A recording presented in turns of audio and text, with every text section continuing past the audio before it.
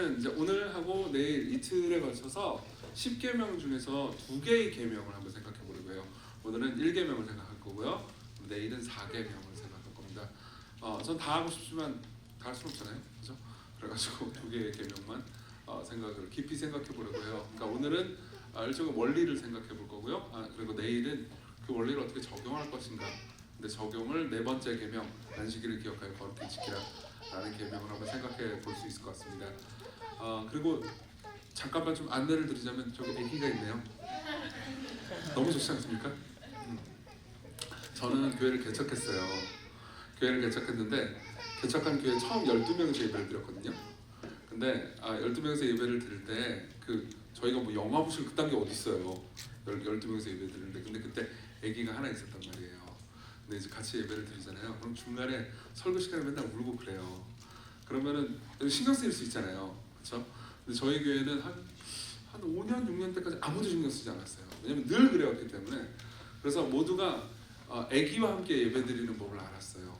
아기와 함께 예배드리는 법을 가르쳐줄게요. 어떻게 하면 되냐면 아기와 함께 예배를 드릴 때는 예배 시간에는 신경을 끄고 예배 끝나고 아주 예뻐해 주는 거예요. 아시겠죠? 네. 예배 시간 어떻게 아기를 배려하는 방법이 뭐라고요?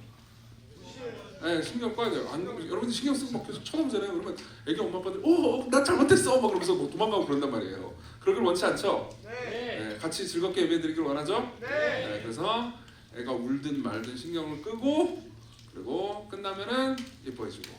아시겠죠? 네. 자, 감사합니다. 자, 10계명을 생각을 할 건데 10계명을 생각할 때 이제 제가 하려는 작업을 좀 말씀드릴게요. 아마 여기 계신 분 중에서 교회를 오래 다닌 분들 같은 경우에는 10계명을 이미 배운 분들도 있어요. 근데 이제 배운 내용을 우리가 또 한다면은 좀 지겨울 수 있잖아요, 안 그래요? 그래서 오늘 우리가 하려고 하는 작업은 일종의 묵상입니다. 묵상. 자, 묵상이 뭔지를 좀 얘기해 드릴게요. 17세기에 그 목회자 중에서 리처드 백스터라는 사람이 있습니다. 이 사람은 묵상에 관한 굉장히 좋은 글을 썼어요. 근데 이제 그 글에 보면은 묵상을 이해하게 하기 위한 굉장히 재미있는 예화가 하나 있습니다. 2명의 남자가 있어요. 2명의 남자가 이렇게 모닥불 이렇게 그 난로가 이렇게 타닥타닥 타고 있는 아주 한적한 곳에서 이제 둘 다 앉아 있었어요. 근데 이제 한 명은 앉아가지고 책을 보고 있었습니다. 그리고 한 명은 이제 멍 때리고 있었어요. 책 보는 애 보면서. 근데 앉아서 책 보고 있는 친구의 팔에 갑자기 거미가 붙은 거예요. 그 막 타란툴라 같은 애 있잖아, 그렇죠? 털 복실복실한 애. 거미가 팔에 붙어가지고 서서히 팔을 타고 목으로 올라오고 있는 거예요. 그러니까 이제 그걸 본 친구 입장에서 깜짝 놀랄 거 아니에요, 그렇죠? 지금 위험한 거미란 말이에요. 그래가지고 그 친구가 책 읽는 친구한테 말하는 거예요. 야, 털이 복실복실한 거미가 네 팔을 타고 네 목으로 올라가고 있어! 이렇게 얘기를 했어요. 그러니까 책 읽는 친구가 뭐? 거미가 올라오고 있다고? 그리고 계속 책을 보는 거예요. 그러니까 이제 옆에서 보던 친구는 어이가 없잖아요. 미쳤나 얘가 이랬을 거 아니에요. 그래가지고 야, 털이 복실복실한 거미가 네 목을 노리고 지금 올라가고 있다고! 라고 화를 냈어요. 그러니까 이 책 읽던 친구가 털이 복실복실 털이 복실복실한! 그러면서 깜짝 놀래가지고 막 뛰어다니고 막 거미를 떨어내고 난리를 쳤다고 합시다. 그렇죠? 자, 이런 상황 그려지죠? 그렇죠? 자, 리처드 백스터는 이 예화를 들으면서 이런 이야기를 합니다. 첫 번째, 털이 복실복실한 거미가 내 팔을 타고 목으로 올라오고 있다는 말을 첫 번째 이 책 읽는 친구가 들었을 때 그때 이 친구는 정보를 모르지 않았다고 말해요. 근데 두 번째 깜짝 놀랐을 때 있잖아요. 그때 그 정보가 마음속으로 들어온 거죠. 이렇게 된 상태를 가리켜서 묵상된 상태라고 말해줍니다. 무슨 말인지 이해되세요? 네, 묵상이 된 거예요. 사실 이것은 굉장히 중요합니다. 왜냐하면은 특별히 저는 목회를 하는 입장에서도 너무 중요해요. 목회를 하다 보면 설교만 하는 게 아니잖아요. 다양한 방식으로 사람들을 만나잖아요. 상담을 하기도 하고 뭐 여러 가지 이야기를 해준단 말이에요. 그러면 보통 제가 이제 만나가지고 상담을 하는 사람들은 다 어려운 일을 겪은 사람들일 거 아니에요. 그래서 이야기를 하잖아요. 그러면 뭐 나는 너무 어렵고 힘들고 하나님 날 버렸고 교회 다 필요 없고 다시 떠날 거고 근데도 불구하고 왜 나는 여기서 앉아가지고 얘기하고 있지 뭐 하여튼 이런 분위기예요. 그래가지고 제가 이제 막 이렇게 하다가 얘기를 해준단 말이에요. 그래, 하나님 선하시고 성경 여기를 봐라, 하나님께서 우리와 함께 하신다 뭐 이런저런 얘기를 해준단 말이에요. 그러면은 그 모든 이야기를 하고 그러니까 목회자 입장에서 이 많은 이야기를 했는데도 불구하고 절망을 느낄 때가 있어요. 이 여러분들 그 말 분명히 해봤을 거예요. 그러니까 이 뭐라고 해야 될까? 목회자 입장에서는 일종의 가드 불능기처럼 느껴집니다. 가불기 알아요? 게임 안 하나 여러분? 가불기 몰라요? 가불기? 가드 불능기 같이 느껴지는 게 있는데 뭐냐면은 다 열심히 얘기했어. 막 땀을 뻘뻘 흘리면서 10분 20분 막 얘기를 했단 말이에요. 근데 그 얘기를 다 듣고 나서 상대방이 저한테 이렇게 얘기해 주는 거예요. 목사님 와닿지 않아요. 미쳐버릴 것 같아요 진짜. 안 와닿는다 그러면 미쳐버릴 것 같아요. 난 이제 할 수 있는 게 없어요. 이해되시죠? 그래서 그러면 별 수 없죠. 그냥 기도하자 이렇게 하는 수밖에 없는 거죠. 사실 이해합니다. 왜 이해를 못하겠습니까? 저도 와닿지 않는 경우가 얼마나 많았는데요. 그래서 오늘 그러니까 1계명을 생각을 하면서 제가 바라는 것은 여러분들 마음에 와닿는 겁니다. 즉 묵상되는 거예요. 근데 저는 어쨌든 말씀을 통해서 정보를 전달할 겁니다. 근데 듣고 기도하면서 듣는 말씀이 우리 마음에 깊이 새겨지기를 바랬으면 좋겠습니다. 그래서 여기 이 주제가 뭐죠? 주제 같이 한번 읽어볼까요? 시작. 삶의 주권을 주님께. 이 말이 와닿으세요? 와닿았으면 좋겠습니다. 자, 1계명 이야기를 해보죠. 1계명 이야기는 이 1계명은 이렇게 됩니다. 너는 나 외에는 다른 신을 내게 두지 말라. 이것은 이제 우상 숭배를 금하는 계명이죠. 그리고 그러니까 오직 하나님만을 섬길 것을 명령하는 계명입니다. 저는 이 계명을 이렇게 세 가지로 쪼개가지고 여러분들에게 설명을 해볼게요. 첫 번째로는 우상이라는 게 무엇인지를 설명해 볼게요. 아시겠죠? 우상 숭배를 금하는 거잖아요. 그러니까 첫 번째 우상이란 무엇인가를 설명할 거고요. 두 번째로는 우상 숭배의 부작용이 무엇인지를 말씀드릴게요. 우상을 섬기잖아요. 그럼 여러분들의 삶에서 반드시 문제가 생깁니다. 이 문제를 조금 길게 이야기를 해볼게요. 세 번째로는요, 참 하나님만 섬길 수 있는 힘은 어디서 오는가를 말씀드릴게요. 첫 번째로는 우상이란 무엇인지, 두 번째로는 우상 숭배의 문제, 그리고 세 번째로는요, 어떻게 해결할 것인지, 참 하나님만 어떻게 섬길 수 있는지, 그 힘이 어디서 오는지 그걸 좀 볼게요. 이해되시죠? 그렇죠? 첫 번째 우상부터 시작을 해봅시다. 1계명은요 이렇게 말합니다. 너는 나 외에 다른 신을 내게 두지 말라. 자, 이 계명은 참 조금 깊이 생각해 보면은, 그러니까 우리 모두가 어떤 신을 섬기고 있다는 것을 전제하고 있습니다. 보세요. 지금 1계명은 너는 그러니까 나는 여호와 하나님이죠. 삼일체 하나님 외에 다른 신을 섬기지 말라라고 말하지. 너는 신을 안 섬기고 있구나. 이제 신 좀 섬기렴 이렇게 말하지 않아요. 그러니까 모두가 신을 섬기고 있다는 것을 전제하고 있습니다. 근데 하나님은 뭐라고 그러냐면 너희들 모두가 신을 섬기고 있는데 너희들이 잘못된 다른 신들을 섬기고 있단다. 그러니까 그딴 신들을 다 집어치우고 여호와 하나님만, 참된 하나님만 섬겨라 이렇게 이야기를 하고 있는 거죠. 자, 그럼 여러분들 입장에서는 무슨 생각이 드냐면 정말 모두가 모두가 어떤 사람이든 신을 섬기고 있다고 이런 생각이 들 수 있을 거예요. 내 친구는 무신론자인데? 라고 생각할 수도 있죠. 혹시 이 자리에 앉아 계신 분들 중에서도 하나님에 대해서 회의나 어려움이 있는 분들도 분명히 있을 거예요. 정말 하나님이 살아계신 게 맞나? 이렇게 생각하는 분들도 있을 겁니다. 그러면은 내가 진짜 하나님을 섬기는가? 나는 종교가 없는 것 같아 라고 생각할 수도 있죠. 나는 신이 없는 존재인 것 같아. 거기에 대한 성경의 답은요, 어떤 인간이든 다 마음속에 신이 있다는 겁니다. 심지어 나는 무신론자다 라고 말하는 사람도 신이 없다라는 신에 대한 자기 견해를 가지고 있다는 거죠. 자, 이걸 조금 더 예를 들어서 설명을 해보겠습니다.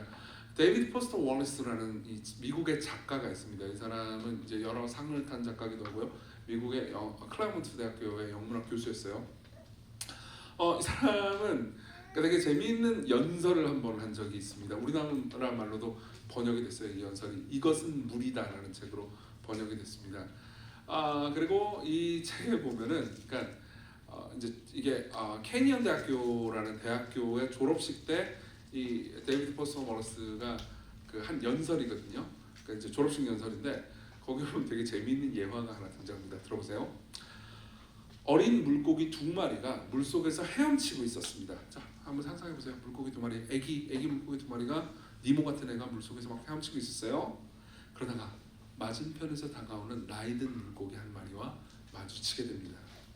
그는 그 나이든 물고기는 어린 물고기에게 고개를 까딱이며 인사를 건넵니다. 잘 있었지 얘들아? 물은 괜찮아?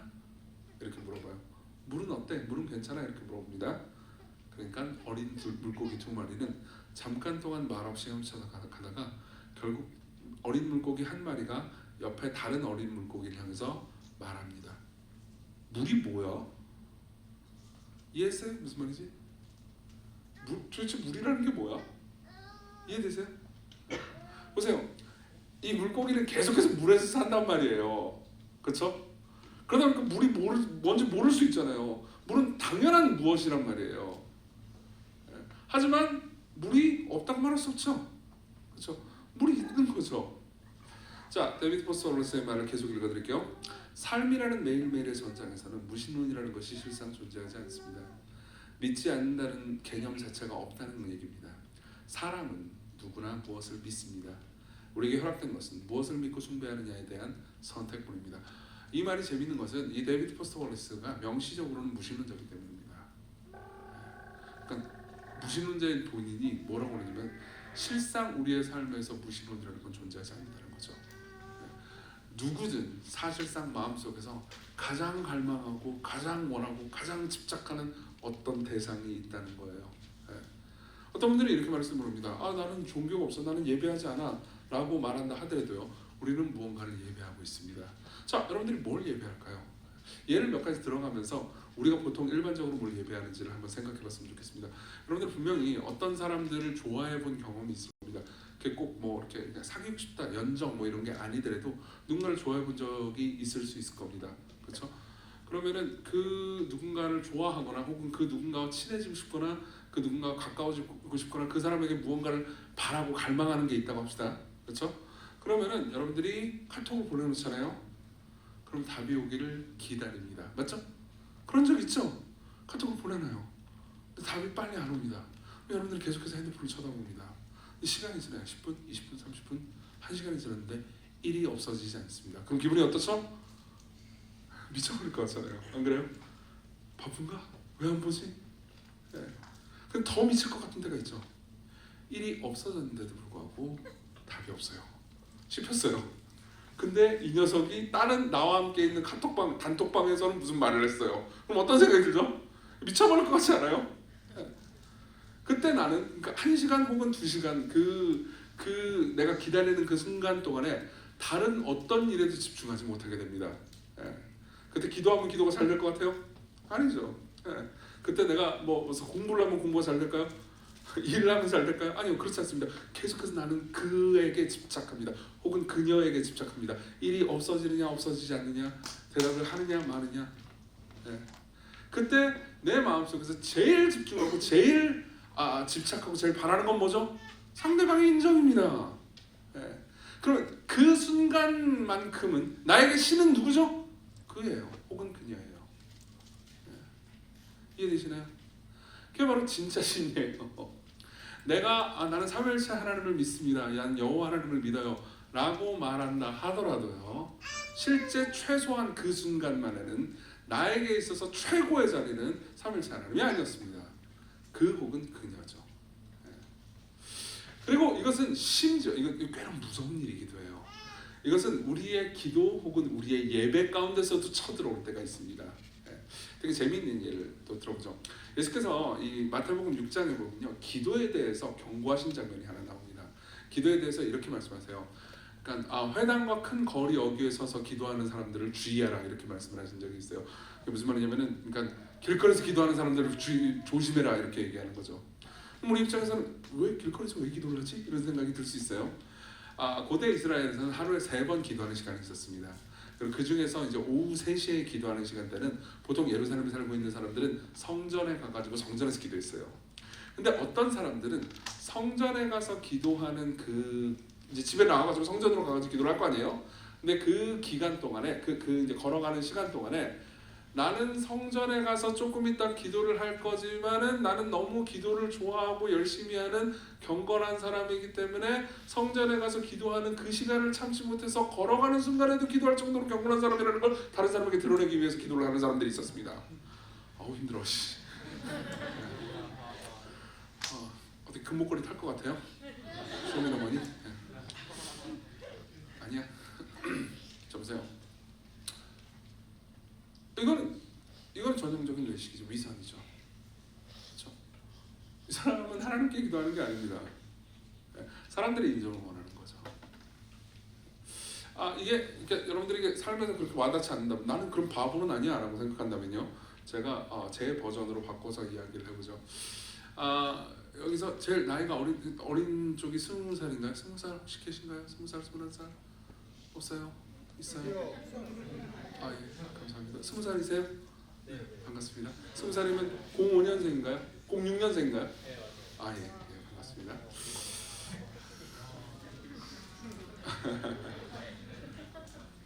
저는 97학번입니다. 어디까지 얘기했죠? 제가? 예. 들어보세요. 제가 20살 때, 즉 97년도예요.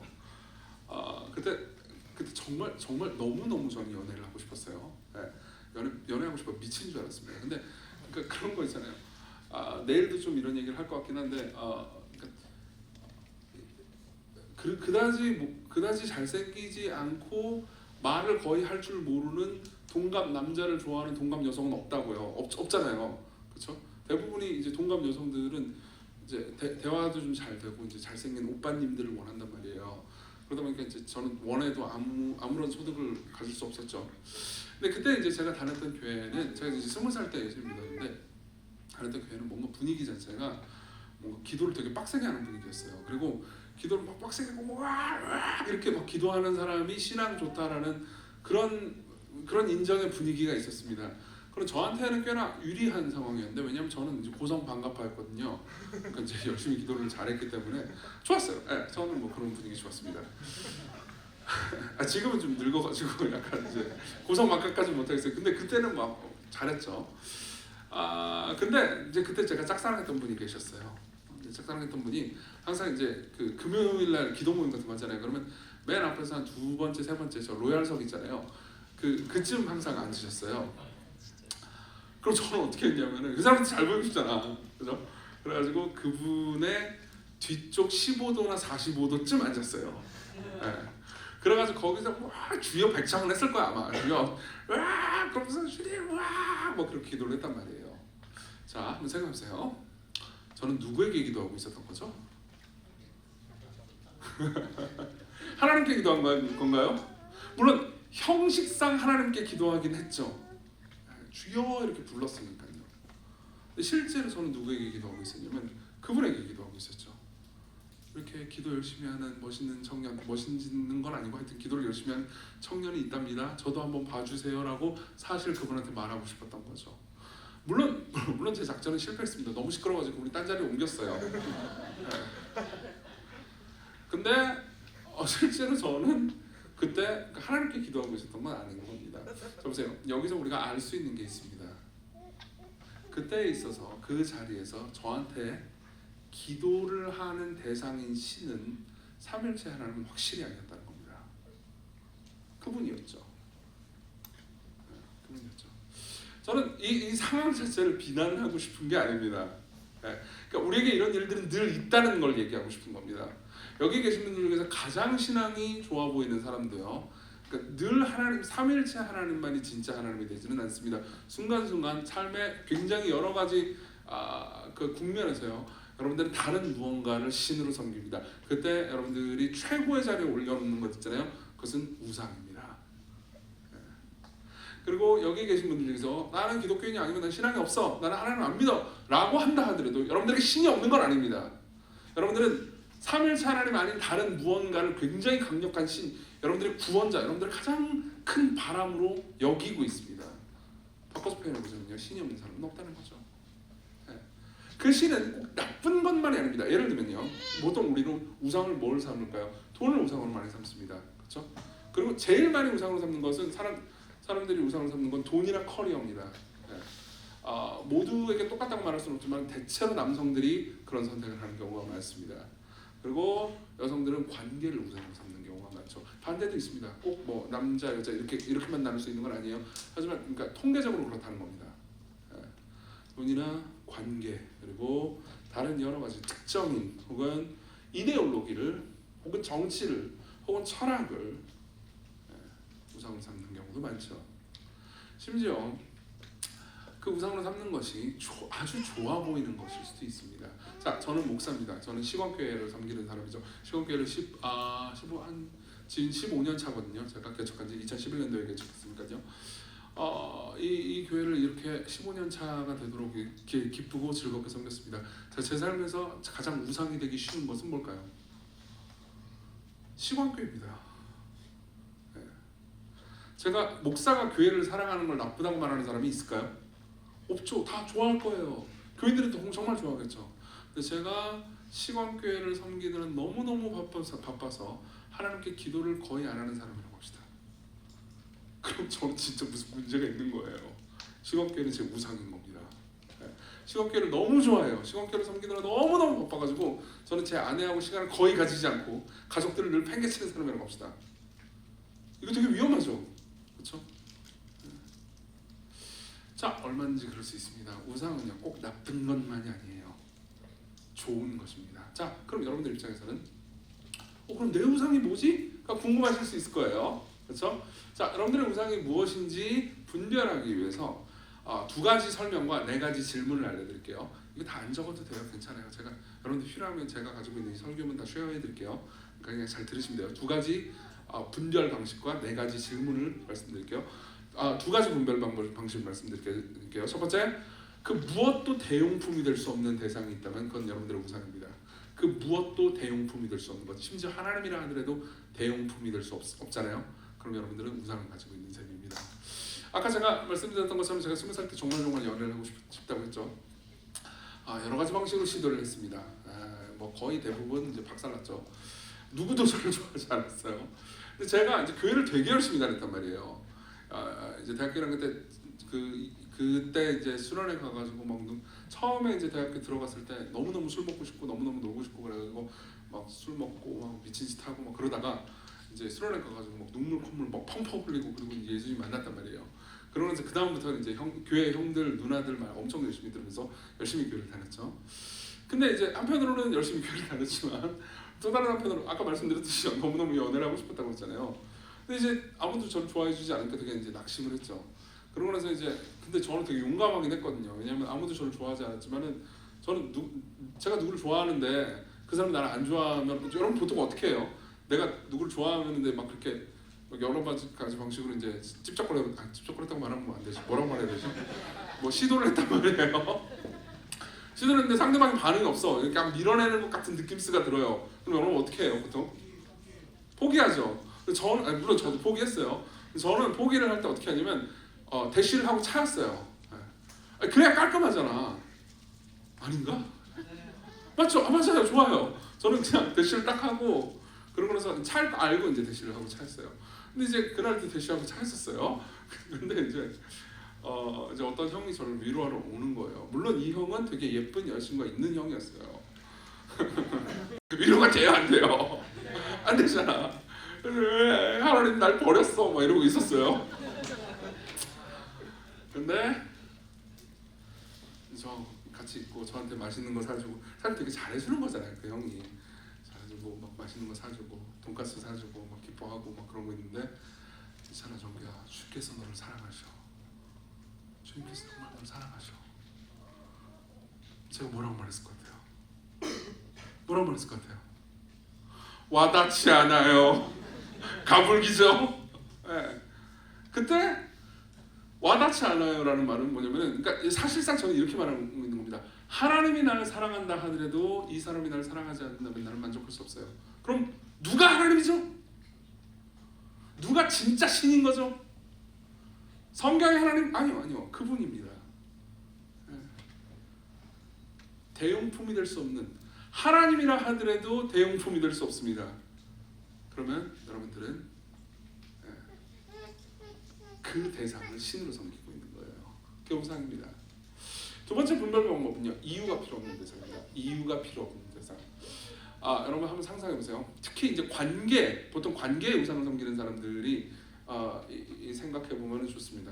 여러분들이요, 보통 누군가를 만나는 약속을 하거나 혹은 뭘 어떻게 하겠다라는 약속을 하거나 뭐 여기는 모임이 어떻게 주일날 예배 있을 거고 평일날도 뭐 다 같이 모이는 모임 같은 게 있나요? 뭐 있죠? 금요일기도회나 아니면 수요예배 이런 게 있나요? 수요예배 좋아요. 수요예배를 합시다. 여러분들 수요예배를 늘 가는 사람이라고 합시다. 수요예배를 뭐 한 주도 안 빠지고 늘 가는 사람이에요. 그냥 뭐 수요일날 뭐해? 예배 드리러 가야지. 근데 여러분들이 수요일날 늘 예배를 드리는 사람인데 누군가 여러분들이 수요일날 예배 드릴 때 수요일날 나랑 만날래? 하라고 하면은 보통 대부분의 경우는 여러분들이 나 수요일날 예배 드려야 되는데 그날 못 만나. 우리 목요일날 만나자 라고 하는데 어느 날 나는 수요일날 예배도 드리고 수요일날 찬양팀이기 때문에 앞에서 싱어를 서기로 약속까지 다 하고 수요일날 싱어 쓰기 위해서 그 전에 연습 시간까지 다 잡아놓고 가려고 하는데 누군가가 나한테 와가지고 또 수요일날 나랑 만날래? 라고 말하면 그 싱어 약속까지 찬양팀 리더한테 전화해가지고 갑자기 저 아파요 라고 거짓말을 하면서까지 만나려고 할 수 있는 그 대상이 있을 수 있죠. 그죠? 자, 거기에 뭐예요? 이유가 필요 없는 대상이 있죠. 다른 어떤 것도 이유가 필요 없는 대상이 있습니다. 자, 우상입니다. 이게 우상이에요. 방금 건 좀 귀엽죠? 안 그래요? 이 정도면 귀엽죠. 근데 사실 저는 끔찍한 예도 많이 봤습니다. 이제 저희 교회는 청년들이 되게 많아요. 저희는 청년들이 되게 많고 실제로 이제 그 압도적인 다수가 청년입니다. 그러니까 비율로 치면 한 600명 정도가 청년이고요. 그리고 한 300명 정도가 장년인데 그 300명도 신혼부부가 대다수니까 사실은 이제 거의 대부분 젊은이들이죠. 근데 이 장년들 중에서는 물론 이제 행복하게 결혼 생활을 하는 사람들도 있지만 종종 이제 끔찍한 결혼 생활이라든가 아니면 죄를 짓거나 이런 경우도 많이 있었습니다. 뭐 목회하면서 제일 힘들었던 거는 그러니까 결혼 생활 안에서의 끔찍한 죄를 바라보는 거였어요. 저는 그러니까 간음을 하는 사람들을 종종 만나서 상담을 한 적이 많았습니다. 진짜 끔찍해요. 진짜 가정이 다 박살납니다. 그리고 이제 그러니까 간음을 하고 있는 남편을 만나가지고 제가 상담을 하고 하지 말라고 얘기하고 뭐 그런 적이 있었어요. 그리고 그 남편은 뭐 이제 자기 청년일 때 찬양팀 리더도 하고 뭐 이것도 하고 저것도 하는 그런 사람이었습니다. 그리고 이제 아내 뭐 사실 그 아내도 좀 문제가 있긴 했었어요. 근데 하지만 뭐 아내가 문제가 있다고 해서 가늠하는 게 정당화 될 수는 없죠. 그래서 이제 아내가 막 울고 불고 해가지고 저한테 연락 와가지고 남편을 만나가지고 이런저런 얘기를 했어요. 얘기를 하다가 제가 이렇게 얘기했죠. 누구누구야 이러면 안 된다. 성경에서 말하고 있잖냐. 가늠하지 말라고. 근데 그분이 뭐라고 했을 것 같으세요? 아까 스포일러 말했잖아요 제가. 와닿지 않아요. 그러니까 하나님이라 하더라도 나를 말릴 수 없는 거죠. 그게 우상입니다. 그때 여러분들은 거기서 여러분들 하나님이 아닌 다른 신을 발견하죠. 여러분들에게 그 우상이 무엇인지 분별하기 위해서 질문 4가지를 말씀드리겠습니다. 4가지 빠르게 얘기해 드릴게요. 그냥 생각해 보세요. 지금 뭐 다 안 적었으니까 머릿속으로 한번 생각해 보세요. 첫 번째, 당신은 아무도 보지 않을 때 뭘 합니까? 거기에 보통 여러분들의 신이 있을 가능성이 높습니다. 특히 여러분들이 핸드폰하고 나하고 핸드폰 둘 중에 하나밖에 둘만 있을 때 그때 뭐 해요? 핸드폰에서 뭘 누르죠? 보통 유튜브 많이 누르나요? 아니면 인스타? 알고리즘 뭐죠? 뭐가 제일 많이 뜨나요? 거기에 여러분들의 우상이 있을 가능성이 높습니다. 두 번째, 여러분들이 잃어버릴까 봐 두려워하는 건 뭐죠? 어떤 것들은 잃어버려도 전혀 신경 쓰지 않는데 여러분들이 그것을 잃어버리면 미쳐버릴 것 같은 건 뭐죠? 거기에 우상이 있을 수 있습니다. 세 번째, 여러분들은 어디에 돈을 가장 스스럼 없이 씁니까? 옛날에는 저는 이 질문을 어디에 돈을 가장 많이 씁니까? 라고 물어봤거든요. 근데 아까 제가 그랬잖아요. 우리 청년들이 많다고. 청년들은 돈이 없잖아요. 그러다 보니까 대부분 먹을 거야. 엔겔 지수가 높아요. 근데 그렇다고 해가지고 그들이 먹을 게 우상은 아니더라고요. 물론 먹을 게 우상인 분들도 있을 거예요. 나는 한 달에 100만 원밖에 못 버지만 오마카세를 먹는다. 그러면 확실해요. 여러분들 먹을 게 우상이에요. 내가 알바로 버는 돈은 100만 원이지만 오마카세를 마음껏 먹는다. 그러면 한번 깊이 생각해 보셔야 돼요. 근데 스스럼 없이 돈 쓰는 부분이 있을 겁니다. 실제로 우리 교회 그 어떤 자매는 박효신을 진짜 미친 듯이 좋아하거든요. 저기 있다.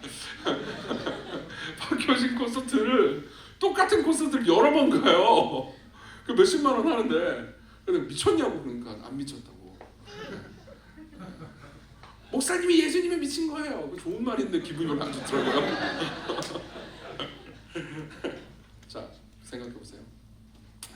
네 번째, 저도 좀 이따가 제 우상이 먼저 얘기해 드릴게요. 공평하죠? 네. 자, 네 번째, 어떤 기도 제목이 응답되지 않을 때 제일 화가 납니까? 어떤 기도, 여러분 분명히 이 자리에 앉아 있는데 하나님한테 화난 사람 있을 수 있어요. 하나님께서 나한테 어떤 기도 제목 응답 안 해줬기 때문에 여러분들은 거기에서 여러분들의 우상의 모습을 발견할 수 있을 겁니다. 이때 기도할 때 그거 붙들고 씨름하세요. 하나님, 정말 제가 하나님보다 더 귀하게 여겼던 것 때문에 이렇게 고통스럽고 이렇게 하나님한테 화가 나 있었군요. 도대체 나는 하나님 어떻게 생각한 걸까요?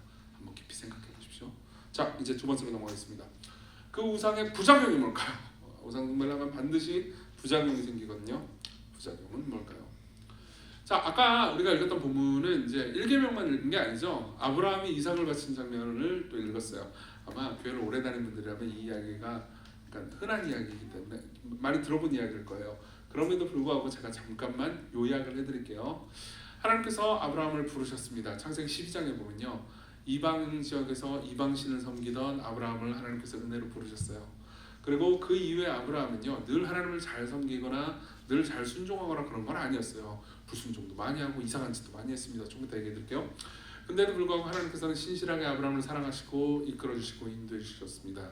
아브라함에게는 자녀가 없었어요. 근데 하나님께서는 자녀를 약속해 주십니다. 네 자손이 하늘의 별과 같이 바다의 모래와 같이 많으리라 라고 약속을 해주십니다. 근데 전혀 자녀가 없었죠. 그러다가 100세에 기적적으로 하나님의 은혜로 아들을 얻게 됩니다. 그 아들 이름이 이삭이죠. 그렇죠? 그리고 그 이삭을요, 한참 시간이 지나고 나서 하나님께서는요, 번제로 바치라고 말합니다. 번제로 바치면 어떻게 되는 거죠? 죽는 겁니다. 그리고 아브라함은 그 가운데서 굉장히 충격을 받았지만 어쨌든 이삭을 데리고 그리고 나무를 지고 그리고 모리아산으로 가가지고 그를 번제로 바치려고 합니다. 근데 여호와의 사자가 나타나가지고 아브라함을 말리죠. 그리고 다른 양을 미리 준비해 주셔가지고 양을 대신 번제로 드리게 하고요, 이삭은 살아납니다. 이 이야기예요. 자, 저는 이 이야기를 예전에 설교한 적도 있고요. 그리고 여러 가지 방식으로 가르친 적도 있습니다. 근데 제가 이 이야기를 설교할 때마다 되게 재미있는 현상이 있었어요. 기독교인이 아닌 사람, 저희 심원교회는 기독교인이 아닌 사람들도 꽤 많이 이렇게 앉아가지고 예배를 드리는 경우가 많습니다. 그러면 그런 분들은 되게 많이 저한테 질문을 던져요. 왜 여기서 나오는 하나님은 이렇게 귀한 아들을 왜 내놓으라고 하죠? 너무 잔인한 거 아닙니까? 라고 물어봅니다. 기독교인들 중에서도 이렇게 물어보는 사람들이 많아요. 이렇게 장자를 내놓으라고 그래. 물론 결국 안 죽이긴 했어요. 그건 내가 이해해. 그런데 아니 병 주고 약 주나 장난치나 왜 내놓으라고 하죠? 라고 물어봅니다. 여기에 대해서는 조금 이따가 이제 좀 더 깊은 답을 드리긴 하겠지만은 저는 그때마다 이제 반대 대답을 내놓는 경우가 많습니다. 이렇게 얘기하는 거죠. 사실 하나님은 결국은 이 아들 이삭을 살리셨어요. 그러니까는 이제 궁극적으로 내놓으라고 하신 건 아닐 수 있죠. 하지만 제가 이런 이야기를 해드리긴 하겠습니다. 모든 신은, 그러니까 여호와 하나님 말고요, 모든 다른 종교의 신 그리고 모든 우상은요, 우리에게 장자를 내놓으라고 합니다. 우리의 가장 소중한 걸 내놓으라고 해요. 실제로 다른 종교의 신들 있잖아요. 고대 근동의 모든 신과 종교는요, 모든 인간에게 가장 귀한 것, 가장 소중한 것, 장자를 내놓으라고 하는 기록들이 굉장히 많이 있습니다. 그뿐 아니에요. 우리가 현대에 섬기고 있는 모든 우상들은 다 우리에게 가장 소중한 걸 내놓으라고 합니다. 예를 한번 몇 개 들어볼까요? 어떤 부모가 있습니다. 그리고 자녀가 정말 좋은 대학을 가고 싶어요. 그리고 정말 좋은 대학을 보내기 위해서 막 엄청나게 자녀를 푸시합니다. 근데 이 자녀가 이제 교회를 다니고 있어요. 이 자녀가 고3이 됐는데 고등부를 막 가는 거예요. 근데 부모 입장에서는 이 고등부 가지고 예배드리고 이러면은 얘 공부 못해가지고 나중에 좋은 대학 못 갈 것 같아요. 그래서 어떻게 하냐면 너 교회 가지 마 라고 말하거나 아니면 그냥 대예배만 드리고 고등부는 하지 마 라고 말했다고 합시다. 그러니까 이 친구의 신앙을 지금 하나님 앞에 예배드리고 이런 걸 좀 뒤로 밀어도 괜찮아, 대학 가고 하면 되잖아 라고 마음을 먹고 이 고3 한 해 동안 공부만 하도록 한다고 합시다. 그럼 지금 이 사람은 뭘 하고 있죠? 공부의 신에게 장자를 바치고 있는 겁니다. 안 그래요? 공부의 신은 우리 모두에게 이렇게 얘기합니다. 네가 최선을 다하지 않으면 너는 절대 성공할 수 없다고요. 자 보세요. 이게 모든 우상의 특징입니다. 모든 우상은요, 여러분들에게 이렇게 말합니다. 네가 가지고 있는 모든 가장 중요한 걸 희생하지 않는다면, 너의 장자를 바치지 않는다면 나는 너에게 아무것도 주지 않는다. 아무것도 주지 않는다. 생각해보세요. 여러분들이 성공하고 싶잖아요. 그럼 여러분들은 갈아 넣어야 됩니다. 여러분들은 남들만큼 해서는 안 됩니다. 열심히 해야 됩니다. 남들보다 더 많이 해야 됩니다. 많은 돈을 벌고 싶어요? 돈의 신은 여러분들이 대충 살아가면서 삶을 살 때 돈을 많이 주지 않아요. 관계도 마찬가지입니다. 여러분들은 항상 관계를 할 때, 그러니까 인간관계 누구든 그 사람이 나를 좋아하게 하고 그 사람이 마음에 들게 하기 위해서 여러분들은 때로는 무리합니다. 때로는 괴로워합니다. 때로는 여러분들은 자기 자신이 아닌 것처럼 행동할 때가 많습니다. 사실 나 자신은 성과를 들어온데도 불구하고 그 사람 앞에서는 성과를 죽이는 거죠. 뭐 그게 꼭 나쁘다고 말할 수는 없지만 여러분들은 상대방에게 자신의 가장 소중한 것, 가장 중요한 걸 계속해서 바칩니다. 그리고 어떻게 하죠? 그 순간 동안은 여러분들은 노예가 되죠. 그 순간 동안에는 노예가 됩니다. 그럼 어떻게 되는지 아십니까? 여러분들은 무언가 부작용을 계속해서 경험하게 됩니다. 여러분들이 회사 생활하는 분들 있죠? 회사를 여러분들 궁극적인 것으로 만들잖아요. 그럼 점점 여러분들은요, 그러니까 거기서 성공하고 승진하고 무언가 거기서 자리를 잡기 위해서요, 점점 비정해지기 쉽습니다. 그리고 하나님께서 나에게 명령하신 것들을요, 계속해서 뒤로 그러니까 밀어내기 쉬워요. 회사에서 어떤 일을 하는데 그게 명백한 도둑질이라는 걸 내가 알게 됐습니다. 근데 나는 회사에서 성공하고 싶어요. 그럼 어떻게 되죠? 도둑질하지 말라라는 계명. 하나님께서 명령했다 하더라도 그것을 뒷전으로 밀어놓게 됩니다. 그때 내가 발견하는 건 뭐죠? 회사가 내 우상이었다는 거죠. 자, 그럼 그 회사는 나한테 뭘 요구하죠? 하나님의 명령을 어길 걸 요구하고요. 그리고 내 모든 걸 내놓을 걸 요구하죠. 하나님이 아닌 모든 다른 우상들은요, 여러분들에게 노예가 될 것을 요구합니다. 그건 제가 아까 말씀드렸던 저의 우상도 비슷해요. 저는 시건교회라는 교회를 섬기는데 우리 교회는 저를 되게 좋아해 주는 것 같아 보입니다. 모르겠어요. 다 물어본 건 아니에요. 근데 제가 느낄 땐 그래요. 시건교회 사람들이 저를 좋아해 주는 것처럼 느껴져요. 근데 항상 저도요, 그러니까 목회자들은 아마 많이들 느낄 겁니다. 저도 되게, 그러니까 우리 교회가 계속해서 나를 좋아해 줄까, 나를 사랑해 줄까, 나를 버리지 않을까라는 두려움이 계속해서 있을 때가 많습니다. 여러분, 설교하는 사람은 어떤 생각을 하고 살 것 같습니까? 물론 이제 여러분들 목사님한테 한번 여쭤볼 수도 있습니다. 근데요, 그러니까 저도 설교를 늘 하는 사람인데요, 목회자로서 설교를 하잖아요. 그럼 항상 나만 그런지 모르겠는데 많은 목회자들이 그렇다고 얘기하니까 설교를 할 때마다요, 시험해 보는 것 같은 느낌이 듭니다. 정말이에요.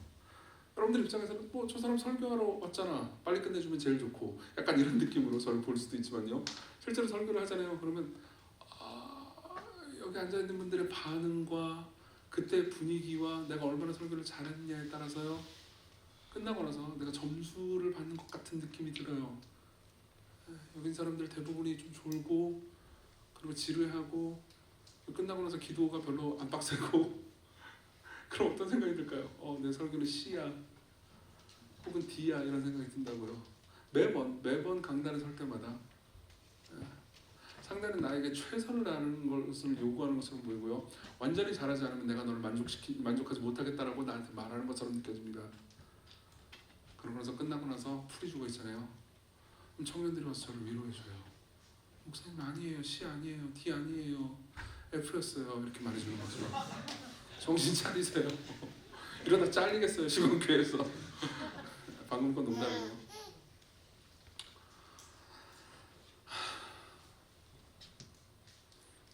목사도 그런다고요? 여러분들은 오죽하시겠습니까? 여러분 솔직히 말해봅시다. 때로는 가족조차도 나를 조건적으로 대하는 것처럼 느껴질 때가 있지 않습니까?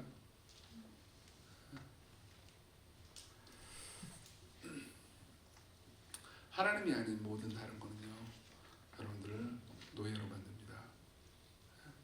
또 있습니다. 여러분들이 무언가를 우상으로 만들잖아요. 그럼 여러분들은 우상으로 만든 그 대상을 질식시켜 버릴 수도 있습니다.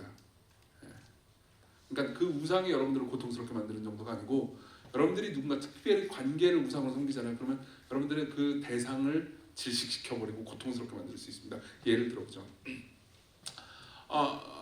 여기서도 그런 경우가 있어요.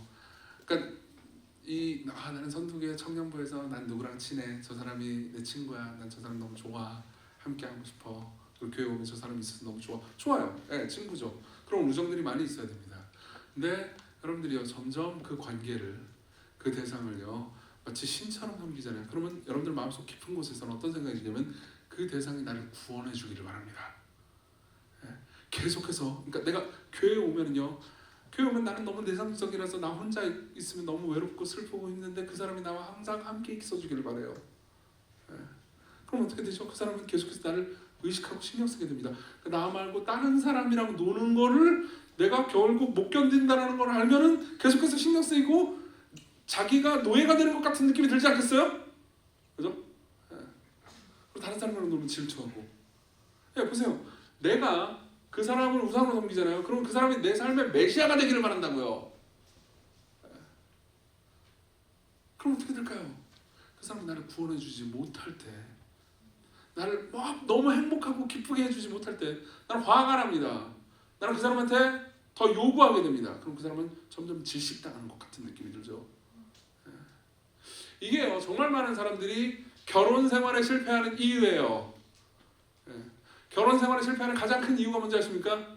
결혼 상대자를 메시아라고 생각하고 착각하고 결혼하기 때문이요. 이 얘기를 들어드릴게요. 과거의 세계관으로 돌아봅시다. 지금 여러분들 말고요.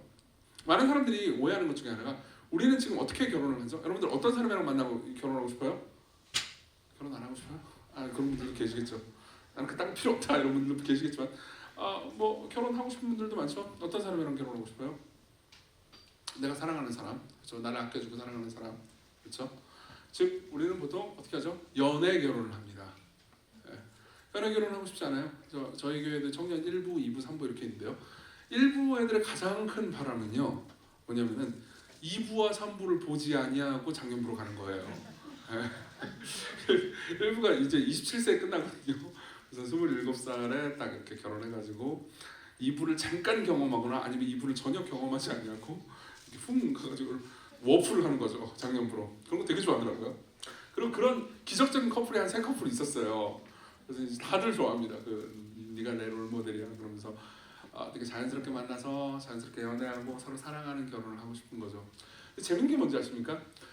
인류 역사상 연애 결혼이 보편화된 역사는요 100년도 되지 않았어요. 진짜요. 100년 전까지만 해도요 대부분의 사람들에게 결혼은 그러니까 내가 좋아하는 사람 저 사람과 내가 마음이 맞아가지고 그러지 않았어요.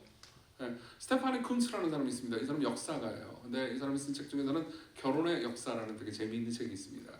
그 책에 그 얘기가 나와요. 그 사실상 100년 전까지만 해도요 사람들은 정말 대부분의 문화권 내에서 사람들은요 결혼 당일날 상대방이 누군지 알았다고요. 여러분 당장 이 생각하면 끔찍한 것 같잖아요. 자 퀴즈. 그러니까 과거의 사람들은 결혼 생활이 우리보다 훨씬 더 불행했겠죠? 그럴 리가요. 그럴 리가요. 아니요. 대충 잘 살았어요. 잘 살았어요. 물론 첫날 밤에 깜짝 놀랐어요. 이렇게 생겼구나 그러면서 내 이상형은 아니었군. 혹은 누군가를 굉장히 좋아했죠. 조인성이 나타났어. 그러면서 누군가는 좋아하고 누군가는 힘들어했을 겁니다.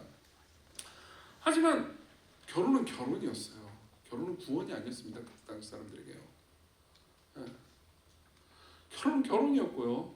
그리고 그러니까 사람들은요 상대방이 나를 사랑해줄 것을 기대하면서 결혼을 통해서 일종의 구원을 바라기보다는 결혼을 하면 내가 어른이 되는 거고 내가 상대를 사랑해야 되는 의무가 내게 남는다는 것을 자연스럽게 받아들였습니다. 그럼 어떻게 해야 돼요? 그냥 사랑하면 되는 거예요. 그렇게 어렵지 않았습니다. 그래서 구원을 다른 데서 찾았죠. 물론 제가 과거의 방식으로 돌아가자고 얘기하는 게 아닙니다. 과거의 방식은요. 그래서 사랑하지 않는 결혼이 엄청나게 많았고요. 그러다 보니까 남편이 아내를 학대하는 일도 흔했고요. 그리고 뭐 바람이나 뭐 간음 같은 경우에도 뭐 더 많았죠. 그러니까 과거가 낫다고 말하고 싶은 게 아니에요. 그렇지만 지금이 더 낫다고 말하고 싶은 것도 아닙니다. 결혼은 결혼일 뿐이에요. 내가 결혼을 하잖아요. 그럼 나는 상대를 사랑하는 물론 상대가 나를 사랑해주기도 하죠. 그렇죠? 그렇지만은 결혼을 통해서 여러분들의 삶의 궁극적인 만족과 기쁨을 얻을 수는 없어요. 그것은요 하나님만 여러분들에게 주실 수 있는 겁니다. 여러분들이 오직 하나님께서만 여러분들에게 주실 수 있는 것을 다른 곳에서 찾잖아요. 여러분들은 항상 화를 냅니다. 그래서 부부싸움을 하는 거예요. 결혼한다는 게 뭘 의미하는지 아십니까? 결혼하신 분들도 있는데 결혼은 연합이죠. 연합은요 꽤나 귀찮고 짜증나는 일입니다. 진짜예요. 연합 너무 좋아 그럴 것 같죠. 보세요. 여러분들이 보통 예를 한번 들어보죠. 여러분들이 보통 그러니까 결혼하기 전에는 여러분들이 가지고 있는 돈을 어떻게 쓰죠? 내가 결정해서 내가 원하는 대로 돈을 씁니다. 맞죠? 결혼을 하잖아요. 그럼 재산을 합친다고요. 그건 뭘 의미하죠? 그러니까 소비를 할 때 꼭 내가 원하는 것만 소비하지 않는다고요. 내 남편 놈이 원하는 걸 내가 같이 들어줘야 되는 불상사가 생긴단 말이에요. 근데 남편이나 아내나 서로를 볼 때 항상 이런 생각이 들 때가 있어요. 저딴 걸 사려고 그러는 거지? 너무 돈 아까운데? 그러니까 늘 있다고요. 아주 대표적인 밈 하나를 얘기해드리죠. 흔한 일이에요. 그러니까 남편은요 게임기를 원합니다. 게임기를 원해요. 자매들 중에 몇 분이 탄식을 하는데 남편 게임기를 원해요. 게임하고 싶단 말이에요. 그리고 아내는 어이가 없습니다. 우리 돈도 별로 없고요. 그리고 게다가 아내 입장에서 제일 화가 나는 건 이겁니다. 너 게임하면 나랑 대화를 안 하잖아. 너 맨날 깜짝깜짝 게임만 할 거 아니야. 그치? 나랑 대화하는 즐거움을 누려. 제가 자매들한테 얘기해 드릴게요. 잘 들으세요. 게임하는 걸 좋아한다고 그래가지고 여러분들이랑 대화를 하는 걸 싫어한다는 의미가 아니에요. 아시겠죠? 그거랑 다르다고요. 남자들이 공감을 안 하네. 그걸 아멘까지 할 필요는 없어요. 그럼 어떻게 할까요? 그러니까 여자들이 이해를 안 해주고 남자들은 이제 허락을 받을 수가 없잖아요. 그럼 어떻게 선택할까요? 항상 허락보다 용서가 쉽죠? 그렇잖아요. 항상 허락보다 용서가 쉽단 말이에요. 그럼 어떻게 하죠? 지르고 핍박당하는 거죠. 그럼 여자 입장에서 미치고 무한장을 노리시란 말이에요. 이게 결혼이에요. 아시겠죠? 이게 연합이라고요. 그러면 끊임없이 나와 다른 상대방을 받아들여야 되는 문제가 생깁니다. 그리고 그 나와 다른 상대방을 계속해서 나한테 맞추려고, 그렇죠? 그러니까 내가 선택하는 것처럼 똑같이 선택해라고 하면서 상대의 의지를 강요하잖아요. 그러면 여러분들은 상대를 질식시켜 버립니다. 왜 여러분들이 상대를 질식시키는 걸까요? 상대가 나를 구원해 주기를 바라는 메시아처럼 상대를 대하기 때문이에요. 즉 여러분들은 상대를 신으로 대하는 겁니다. 이해되십니까? 네.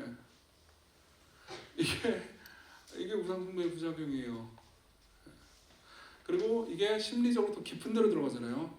그럼 여러분들은요 온갖 종류의 그러니까 우상숭배 때문에 가지는 모든 부정적인 감정에 계속해서 시달리게 됩니다. 자, 우리는 조금 더 깊은 데로 들어가겠습니다. 데이비드 펄리슨이라는 사람이 있습니다. 이 사람은 신학자기도 하고요. 웨스트민스터 신학교의 신학자기도 하고, 그리고 이 우상숭배와 그리고 복음적인 치료에 대한 굉장히 세계적인 권위자입니다.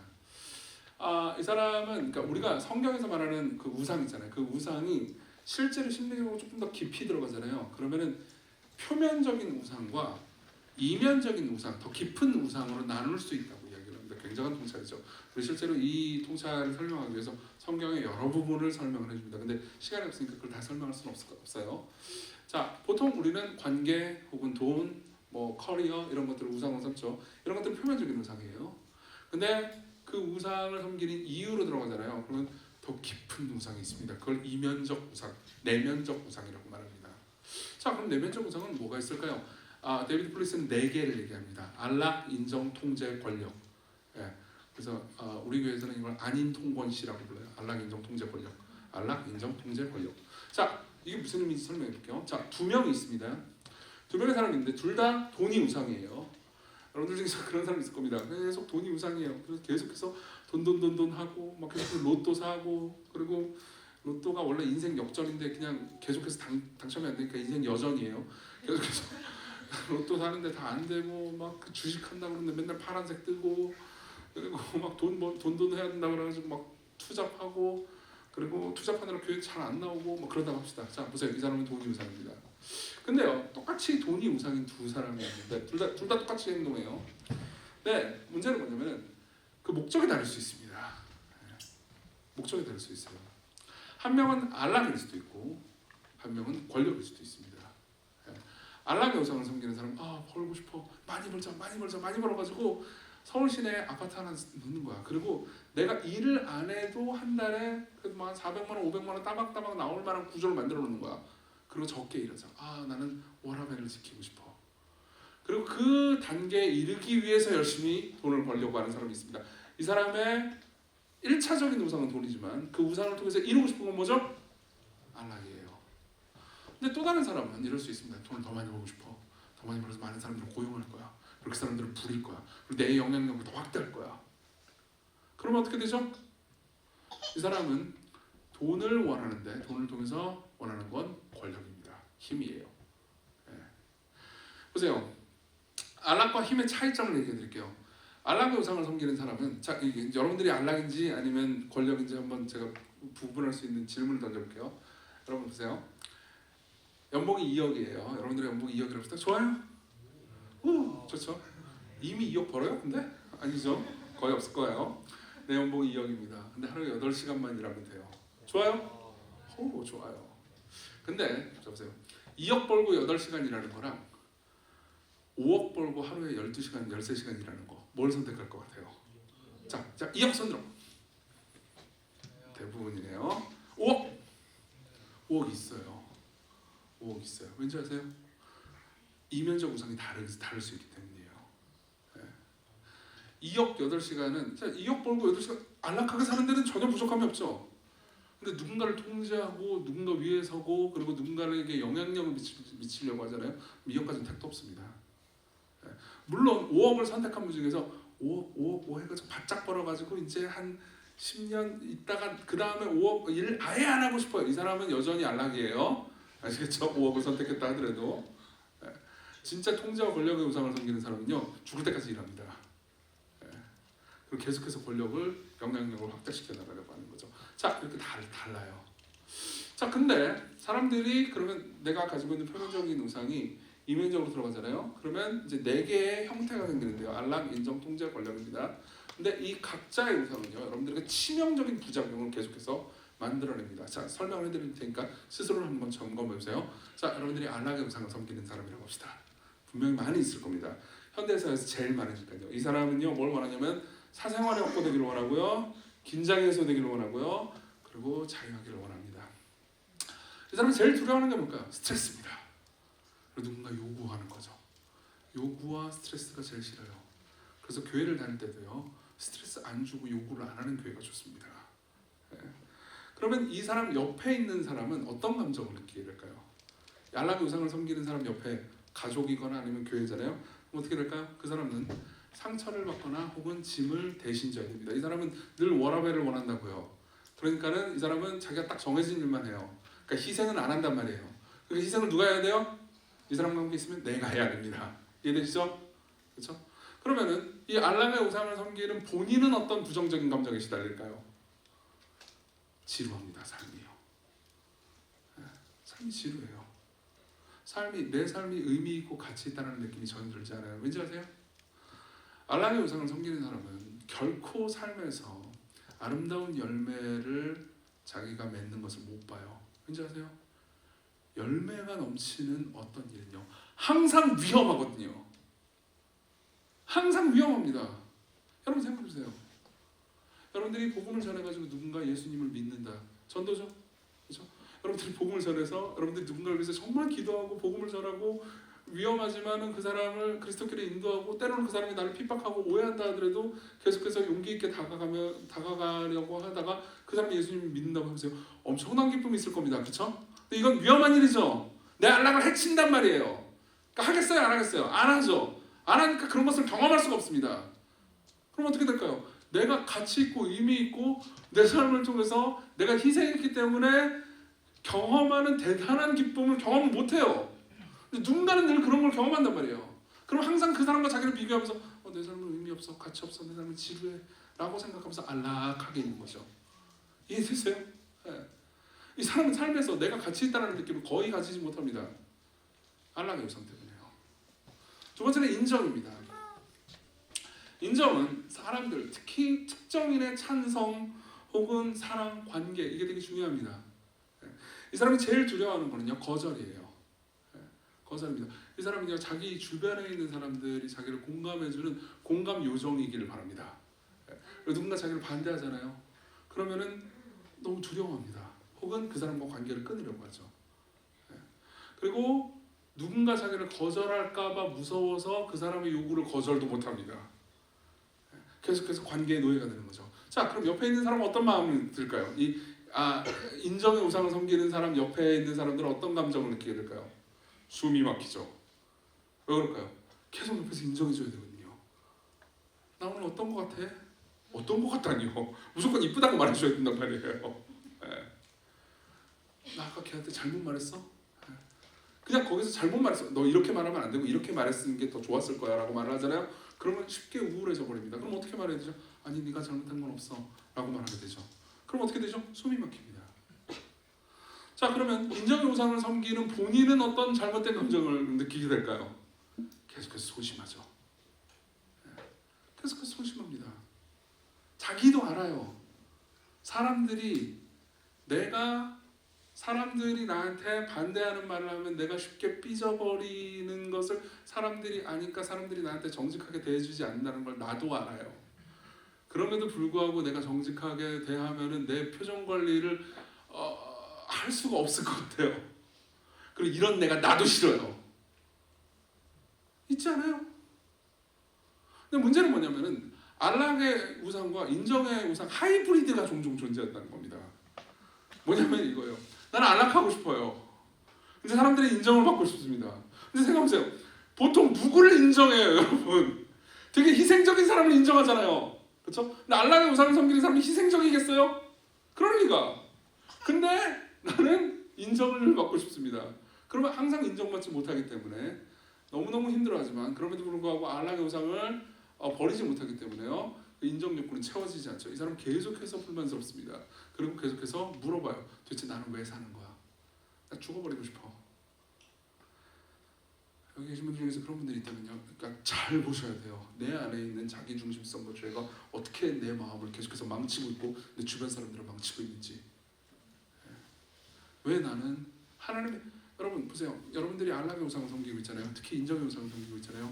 그러면요, 여러분들은 하나님의 명령에 계속해서 불순종하게 됩니다.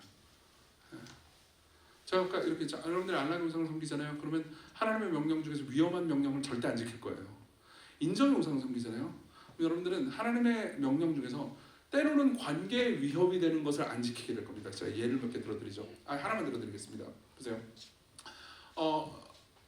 여기도 청년들이니까요. 제가 목회를 하면서 제일 힘든 영역 중에 하나는 연애입니다.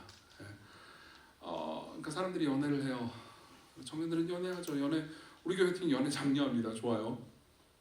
하지만 연애를 할 때는 항상 약간 비신자하고 연애를 하는 친구들이 있습니다. 여기도 계신지 모르겠어요. 저희는 그렇게 하지 않도록 계속해서 가르치고 하지만 뭐 어쨌든 사람들이 눈이 맞아가지고 와요. 그러면은 종종 비신자하고 연애를 하고 그 문제 때문에 어려워하는 사람들이 있습니다. 근데 항상 신자랑 연애를 할 때도 비슷한데요. 비신자랑 연애를 하는 경우에는 이제 성관계를 맺는 경우가 있습니다. 제가 7계명을 다룰 수는 없지만은 7계명 가늠하지 말라는 계명은요. 그러니까 결혼한 이후뿐만 아니라 결혼한 이전에도요.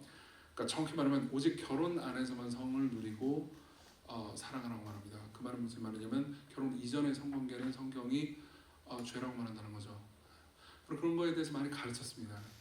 본인도 죄책감을 느끼고 있어요. 근데 문제는 뭐냐면 이 사람은 인정의 우상을 섬기고 있어요. 그래서 내가 남자친구에게 혹은 여자친구에게 나는 하나님 말씀을 지키고 싶기 때문에 너랑 성관계를 할 수 없어 라고 말하면 그 상대방이 나를 차버릴까 봐 너무너무 두렵습니다. 그래서 용기를 낼 수 없어요. 그럼 어떻게 하죠? 계속해서 죄를 짓습니다. 하나님의 명령에 따르더라도 이 사람한테는 이유가 필요 없는 대상이 있죠. 누구죠? 우상이요. 그럼 하나님의 명령을 어겼기 때문에 행복했을까요? 아니요, 행복하지도 않습니다.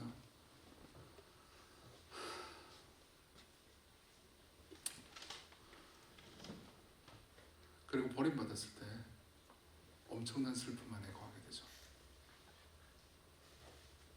세 번째는 통제입니다. 통제는요, 규율, 확실성, 기준을 원합니다.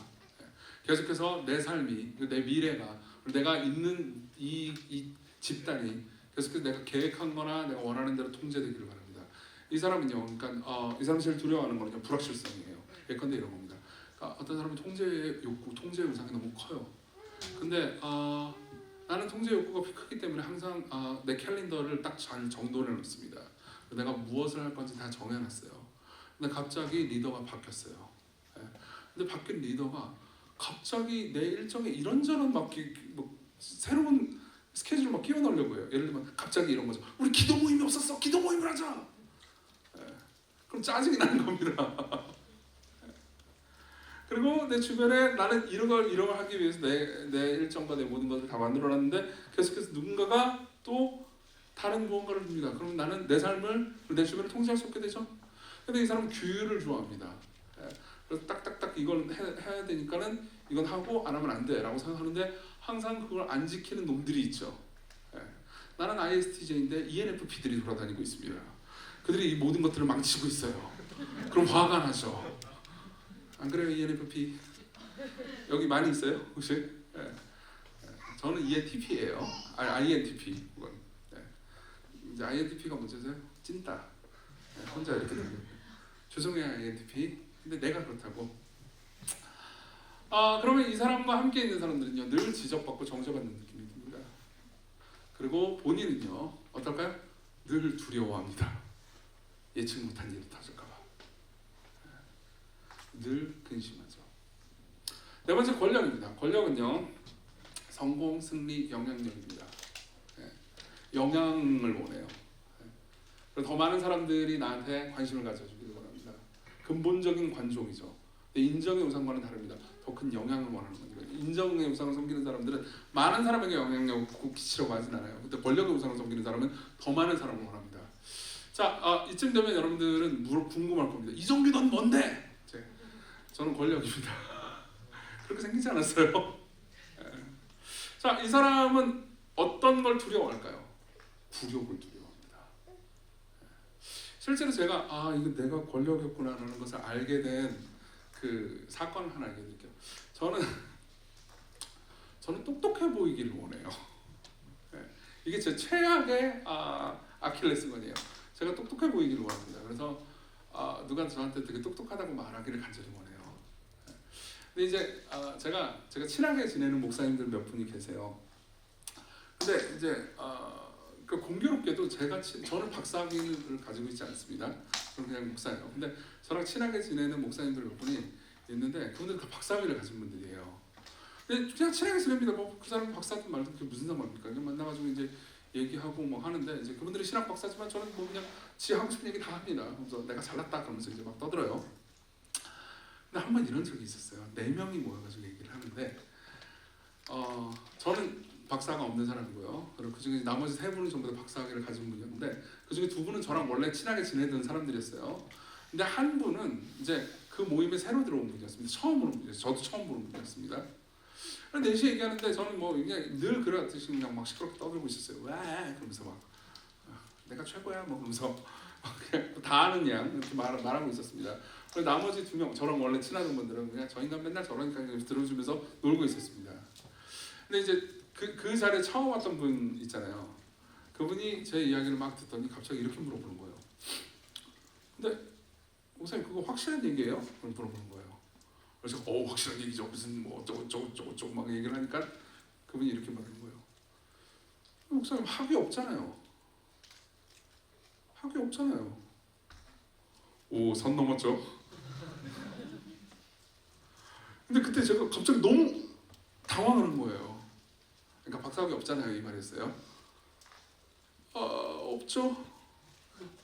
그거 확실할 수 있어요 그러는 거예요. 그래서 그때는 저는 원래 좀 잘 약간 그렇다고 해서 막 용기가 있고 그런 사람은 아니에요. 저 불의를 되게 잘 참거든요. 그래가지고 이러면서 어버버 그러면서 그날 파했어요. 그래서 사실 이제 나머지 2명은 뭐지 이거 선 넘은 말하는 것 같은데 그러면서 이제 그 자리가 끝났죠. 근데 그날 밤에 잠이 안 오는 거예요. 잠이 안 오는 거예요. 네가 박사학위가 있으면 얼마나 나보다 더 잘하는데 뭐 그러면서 내가 박사 따려고 맘먹었으면 못 땄을 것 같아? 못 땄을 거야 아마. 못 땄을 건데 무슨 말인지 이해되세요? 굴욕을 싫어하죠. 그럼 어떻게 됐습니까? 이런 사람은요, 그러니까 항상 주변 사람들을 이용해가지고 무언가를 이루려고 하기 때문에 주변 사람들이 이용당하는 듯한 느낌이 듭니다. 그리고 본인은 자주 화가 나죠. 자, 보세요. 제가 여러 이야기들을 했지만요, 보통 이 모든 것들은요, 그러니까 하나님이 아닌 다른 무언가를 섬길 때 여러분들의 인생을 계속해서 망칩니다. 그리고 더 중요한 건요, 이웃을 사랑하고 하나님을 사랑하는 일을 못하게 만들어요. 이 모든 우상은요, 여러분들이 하나님을 순종하게 하는 걸 막습니다. 바꿔서 말하자면요, 삶의 주권을 주님께 드리는 걸 막는 거죠. 삶의 주권을 주님께 드리려면 방법은 하나밖에 없습니다. 여러분들이 섬기는 신이 성경의 하나님이 이것밖에 없어요. 자, 그럼 마지막으로 넘어가죠. 어떻게 해요? 어떻게 그러면 나는 성경의 하나님을 섬길 수 있을까요? 이 지점에서 우리는 아브라함 이야기로 돌아가 봅시다. 자, 아브라함 이야기를 빠르게 요약해가지고 여러분들에게 설명해 볼게요. 아브라함은 이제 이삭을 하나님께 바침으로써 자신의 진짜 신, 진짜 하나님이 다른 것이 아니고 이 이삭도 아니고 참된 하나님 여호와 하나님임을 입증합니다. 아브라함에게 있어서 제일 신이 되기 쉬운 존재는 이삭이었을 거예요. 100세에 얻은 아들이라고요. 그것도 그토록 원해가지고 얻은 아들이었습니다. 고대 세계에서 아들이 없다는 것은 미래가 없다는 것과 똑같았어요. 근데 아들이 생겼다? 그러면 완전히 엄청나게 큰 기쁨이었겠죠. 근데 하나님께서 이 아들을 바치라고 말합니다. 그것은 하나님께서 아브라함 안에 있는 우상을 제거하는 작업이었어요. 근데 어쨌든 아브라함은요, 이 시험에서 승리합니다. 자, 근데 그 과정 중에서 우리가 아브라함이 어떻게 하다가 이 시험에서 승리하게 됐는지를 생각해봐야 됩니다. 그러니까 예를 들면 이런 건 도움이 안 된다고요. 아브라함이 이렇게 승리했으니까 너희들도 승리해라. 이거는 여러분들에게 도움이 안 될 겁니다. 바꿔서 말해주자면요, 어떻게 하다가 아브라함이 그렇게 승리하게 됐을까요? 도대체 아브라함은 어떤 마음을 가졌길래 이삭을 기꺼이 바칠 수 있었을까요? 이걸 한번 생각해봅시다. 보세요. 하나님께서 아브라함에게 나타나십니다. 뭐라고 말씀하시죠? 네 독자 네 아들을 모리아 산으로 가서 바쳐라. 여기서 되게 우리가 꼭 생각해야 되는 지점이 있습니다. 뭐냐면요, 하나님께서 아브라함한테 이삭을 바치라고 할 때 모리아 산으로 가서 바치라고 했다는 거죠. 자, 이게 왜 중요할까요? 모리아 산은요, 아브라함이 하나님과 만나서 대화를 했던 곳에서 3일 길을 걸어가야 되는 곳이었습니다. 그리고 이것은 하나님께서 아브라함이 그러니까 닥치고 순종하는 방식으로 가스라이팅하기를 원치 않았다는 것을 의미합니다. 무슨 말인지 예를 한번 들어볼게요. 보세요. 여러분들이 갑자기 하나님의 임재, 영광, 엄청난 기쁨 그런 걸 맛봤다고 합시다. 그러면요, 보통 바로 순종하는 게 순종하기 유리하지 않겠어요? 무슨 말이냐면 예를 한번 들어보세요. 제가 지금 그런 설교 안 했는데 제가 여러분들한테 설교를 해요. 그럼 설교를 하는데 뭐 설교의 주제가 이런 거였다고 합시다.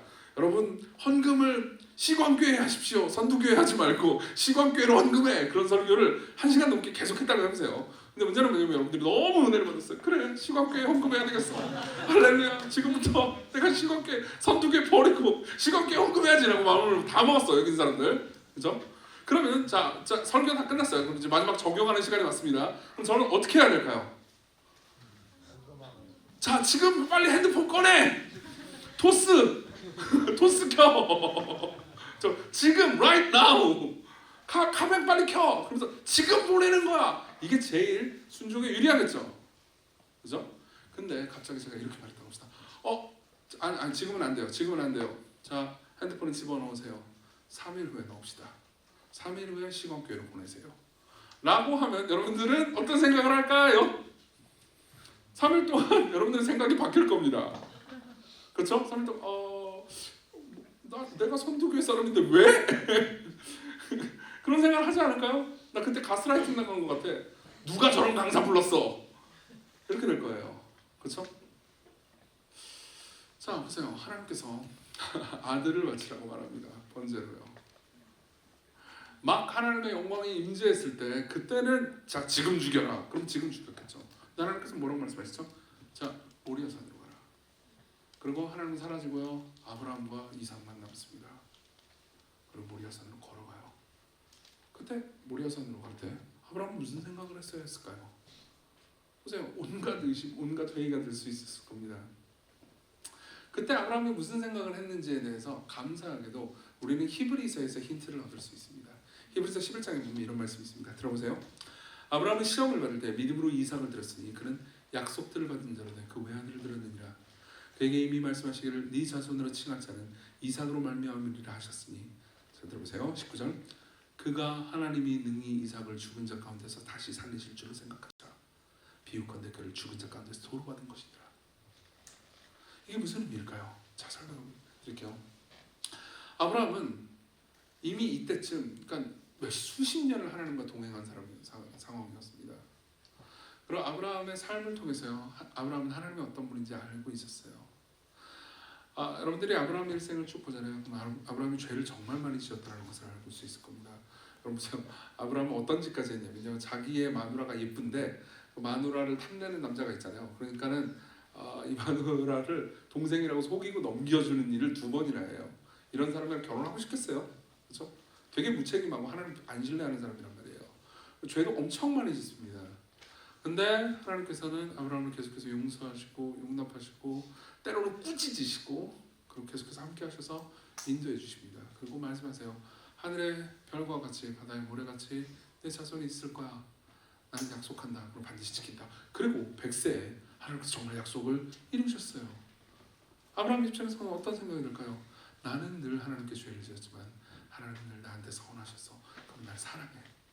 그리고 그분은 약속을 결코 어기지 않는 분이야 라는 걸 믿음으로 받아들일 수 있게 됐겠죠? 그렇죠? 그분의 선하심을 경험하면서 아브라함은 하나님을 믿었습니다. 아브라함은 하나님을 사랑하기 시작했어요. 자, 그리고 하나님께서 말씀하세요. 이삭을 번제로 바쳐라. 자, 그러면 이제 그때부터 이 말씀을 붙들고 3일 동안 걸어가면서 씨름을 하는 겁니다. 분명히 하나님은 약속을 어기시는 분이 아니에요. 분명히 하늘의 별과 같이 바다의 모래와 같이 나의 자손을 창대케 하실 거예요. 그리고 하나님께서 나한테 이삭을 주신 게 맞습니다. 근데 또 이삭을 죽이래요. 그럼 어떤 명령이 맞다는 거예요? 아브라함은 생각합니다. 둘 다 맞는 거네. 그럼 어떻게 둘 다 맞을 수 있죠? 방법은 하나입니다. 내가 이삭을 죽이면요, 이삭이 다시 살아나는 거죠. 그래서 히브리서 11장 19절에 이렇게 말합니다. 그가 아브라함이 하나님이 능히 이삭을 죽은 자 가운데서 다시 살리실 줄로 생각한지라 비유컨대 그를 죽은 자 가운데서 도로 받은 것이니라. 아브라함은 생각한 겁니다. 하나님이 선하신 분이야. 하나님 한 번도 나한테 쓸데없는 명령을 하신 적이 없어. 하나님 지금까지 나한테 한 번도 나쁜 걸 주신 적이 없어. 내가 이해할 수 없다고 그래가지고 그분의 명령이 무효인 건 아니야. 그냥 데리고 가서 번제를 바치자. 하나님께서는 다시 반드시 내 아들을 다시 살리실 거야. 그러면서 하나님의 성품을 신뢰한 거죠. 그 어떻게 됐습니까?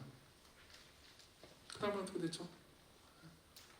하나님께서는 나타나셔서 여호와 천사가 나타나서 이삭을 죽이려고 하는 아브라함을 말리고요. 그리고 다른 양을 주시죠. 이삭은 살아났습니다. 물론 죽었다가 살아난 건 아니었어요.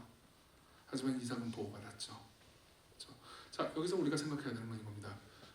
우리가 하나님의 명령에 순종할 수 있는 방법은 하나님의 선하심과 사랑을 확신하는 것밖에 없다는 거죠. 네. 자, 그리고 이게 여러분들이 삶에서요 순종할 수 있는 유일한 방법입니다. 보세요, 제가 퀴즈를 한번 내볼게요. 여러분, 여기 연애하는 사람 없어요? 연애 없어요? 설교 빨리 끝내고 싶으면 빨리 손 드세요. 네, 자, 감사합니다. 정말 빨리 끝내고 싶군요. 자, 친구 어디 있어요? 친구, 예, 감사합니다. 자매님 성함을 좀. 소정 자매님. 네. 인구. 감사합니다. 인우 형제님, 소정 자매님이 인우 형제님한테 와가지고 오빠죠? 네. 인우 오빠 내 손을 잡아줘. 그럼 어떻게 할 거예요? 잡아야죠. 그렇죠? 그렇죠? 예, 감사합니다.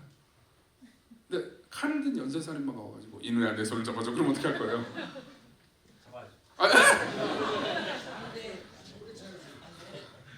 도망가야죠. 도망가야죠. 무슨 말인지 이해되세요? 보세요. 똑같은 하여튼 내 손을 잡아줘. 이거는 따옴표예요. 귀여운 척이 아니에요. 자, 내 손을 잡아줘라는 이 문장을 한번 생각해 보라고요. 내 손을 잡아줘라는 이 말이 별거 아닌 것처럼 보이지만 이 말이 누구에게로부터 왔는지에 따라서 이미지가 완전히 달라지죠. 그렇죠? 내가 사랑하는 소정 자매. 그러면 덥석 잡아야죠. 근데 칼을 든 연쇄살인만큼 도망가야 되는 겁니다. 여러분들이 하나님을 칼을 든 연쇄살인마로 생각하진 않아요. 하지만 사랑하는데 애인으로 생각하지도 않는 경우가 허다하죠. 정말 많은 사람들은요, 하나님을 저 위에서 나한테 내가 하고 싶지 않은 걸 자꾸 명령하고 내가 하기 싫은 것만 명령하면서 나를 괴롭히는, 나를 불행하게 만드는 어노잉한 파파 할아버지 정도로 생각합니다. 아니에요. 그분은 여러분들 위해서 아들을 주신 분이라고요. 그분 그 누구보다도 선한 분이란 말이에요. 그 증거가 뭘까요? 보세요. 여기서 학자들은 이렇게 얘기합니다. 이 이야기에서 가장 빛나는 부분은 이겁니다. 아브라함한테 와가지고 아브라함아 아브라함아 라고 말하면서 이삭을 죽이는 걸 멈춘 그분은요, 여호와의 사자라고 말합니다. 그렇죠? 우리 아까 본문에 읽었어요. 여호와의 사자가 나가지고 아브라함을 말렸습니다. 이삭을 죽이는 것을 멈췄어요. 이 여호와의 사자는 누굴까요? 물론 사자라고 번역돼서 사람들은 천사인가? 라고 오해하기도 합니다. 근데 실제로 성경을 자세히 보잖아요. 그럼 여호와의 사자는요, 스스로가 여호와라고 주장합니다. 그리고 사람들에게 예배를 받아요. 왜 그럴까요? 성경을 연구하는 대부분의 학자들은 이 여호와의 사자의 정체에 대해서 이렇게 얘기합니다. 아직 성육신하시기 이전에 구약시대 때 오셔서 활동하셨던 성자 하나님이요, 예수 그리스도요. 예수님이 신약 시대에 계시기 전에 구약 때도요, 그분은 자기 백성들을 만나시고 자기 백성들을 돌보셨단 말이에요. 그렇죠? 자, 이분은 어떤 식으로 우리에게 다가오셨습니까? 이분이 수천 년이 지나고 나서 이 모든 이야기를 진정으로 성취하는 다른 일을 하십니다. 여러분 재밌는 게 뭔지 아십니까? 이 모리아산은요, 나중에 열왕기에 보면은 그 바뀐 지명이 나오는데요, 이 모리아산이라는 지명이요, 나중에 지명이 바뀝니다. 뭔지 뭘로 바뀐지 아세요? 골고다로요. 들어보신 적 있나요? 골고다. 거기서 무슨 일이 일어났죠? 자, 구약시대 때 이삭을 죽이지 말라고 말렸던 그분이 이 언덕으로 올라갑니다. 그분도 나무를 지고 올라가시죠. 자기를 죽일 나무요. 이삭이랑 똑같지 않습니까? 생각해보세요. 3일 동안 아브라함은 무슨 생각을 했을까요? 아브라함은요, 이삭의 아버지 아브라함은요, 자기 아들이 죽는 것 때문에 엄청나게 고통스러웠을 겁니다. 물론 자기 아들이 진짜로 죽진 않았어요. 예수 그리스도는 자기를 죽일 나무를 지고 십자가로 가십니다. 그분은 왜 죽으셨죠? 그분이 잘못했기 때문에? 아니요. 저와 여러분들을 위해서 죽으셨죠. 그리고 그분은 어디로 가시죠? 무덤으로 가십니다. 얼마나요? 3일 동안이요. 3일 동안 예수 그리스도의 성부 하나님, 예수 그리스도의 아버지는 아들의 죽음을 진짜로 맛보셨습니다. 그죠? 자, 그분은 이렇게 죽음으로 여러분들에게 자신이 여러분들을 얼마나 사랑하는지, 선하신지, 여러분들을 얼마나 위하시는지를 보여주셨습니다. 자, 이때 우리는 이제 우상을 갈아 끼우는 작업을 할 수 있어요. 아까 제가 이런 말씀을 드렸습니다. 모든 우상은 여러분들에게 장자를 요구한다고요. 맞죠? 여러분들이 성공하고 싶다면 성공의 신은 여러분들에게 자, 열심히 노력해라. 워라밸 같은 것들은 신경 쓰지 마. 계속해서 일을 해라. 교회 가가지고 한가롭게 하는 일들은 그만해라. 일하고 그리고 많은 것들을 잘 해내면 나는 너에게 성공을 줄 거야 라고 말합니다. 그렇게 했는데도 불구하고 성공하지 못하는 경우도 많죠. 도래신도 마찬가지입니다. 관계도 마찬가지예요. 여러분들이 누군가와 좋은 관계를 맺기 위해서는 꼭 연애가 아니더라도요, 여러분들은 계속해서 그 대상에게 헌신해야 됩니다. 일종의 노예가 돼야죠. 자, 모든 신은, 모든 우상은 여러분들에게 최고의 것을 바쳐라, 장자를 바쳐라, 내놓아라 라고 말합니다. 그렇지만 우리가 믿는 하나님은 여러분들과 관계를 맺기 위해서, 여러분들을 사랑하기 위해서 자기를 바치셨습니다. 자기의 장자를 바치셨다고요. 맞죠? 네. 여러분들과 관계를 맺기 위해서 자신의 장자를 바친 신은 하나님밖에 없어요. 이것이 우리가 믿는 하나님의 가장 아름다운 부분입니다. 저는 항상 크리스마스가 될 때마다 생각하는 노래가 있습니다. 저 크리스마스 되게 좋아하거든요. 그 시즌을 좋아해요. 춥고 뭔가 반짝거리고 되게 좋잖아요. 그죠? 근데 크리스마스 때마다 제가 항상 되게 머릿속에 생각하는 노래가 있어요. 그 노래 아세요? 울면 안 돼. 울면 안 돼. 울면 안 돼. 산타 할아버지는 우는 아이에게 어떻게 하죠? 선물 안 주시죠. 산타 할아버지는 알고 계시죠. 누가 착한 애인지 나쁜 애인지 오늘 밤에 다녀가실 겁니다. 그렇죠? 저는 산타를 보면서요 이런 생각을 합니다. 산타 재미있는 친구죠. 산타에 대해서 여러분들이 알아둬야 되는 두 가지가 있습니다. 하나는요, 첫 번째는 혹시 모르는 분들이 계실까봐 말씀드리자면요, 산타는 없습니다. 여러분 그걸 알아두세요. 제가 여러분들의 동심을 박살내고 있어요. 없어요, 산타는. 그래서 첫 번째고요. 두 번째는요, 잘 들어보세요. 이 산타는요 유사신입니다. 짝퉁이라고요. 보세요, 재밌지 않습니까? 산타는요 일단 전지한 것처럼 보입니다. 그렇죠? 누가 착한지 나쁜지 다 안 되잖아요. 그죠? 그리고 또 무소부재합니다. 오늘 밤에 어떻게 다 다녀가냐고요. 그죠? 오늘 밤에 전 세계를 다 다니려면 무소부재해야 돼요. 근데 진짜 하나님과 다른 점이 있죠. 사탄은 우는 아이에게 선물을 주지 않습니다. 근데 예수 그리스도께서는요 우는 아이들을 위해서 오셨어요. 그분 자신이 이 땅에서요 몸을 가누지 못할 정도로 심한 통곡과 눈물로 하나님께 소원을 올리셨습니다. 그분은 울음을 아시는 분이에요. 산타는 나쁜 아이에게는 선물을 주지 않습니다. 근데 진짜 하나님은 사람이 돼서 우리와 함께 하신 하나님은 죄인들을 위해서 오셨어요. 진짜 신이 산타와 같다면 여러분들 모두 선물을 받지 못할 겁니다. 저도 마찬가지고요. 그러나 우리가 믿는 진짜 하나님은요 여러분들에게 선물을 주시는 분입니다. 자, 이분이 진짜 신이에요. 자, 그럼 여러분들이 이 진짜 하나님을 본다고 합시다. 이 진짜 하나님의 영광을 봐요. 그럼 이렇게 생각하게 되는 거죠. 이렇게 말하는 겁니다. 하나님, 제가 설교를 들으면서 발견했던 그 가짜 신들은 저를 학대하는 신들이었습니다. 제가 그토록 좋아하고 그토록 갈망하고 이 신을 내가 가진다면 내가 그토록 행복할 거라고 생각했던 그 신은 사실 나를 진짜로 사랑하는 신은 아닙니다. 당신이 나를 진짜로 사랑하는 신입니다. 어떤 분들은 자기 자신을 신으로 섬기는 분들도 있을 겁니다. 내 삶의 주인은 나야. 여러분 생각해보세요. 여러분들은 하나님보다 더 지혜롭지 않습니다.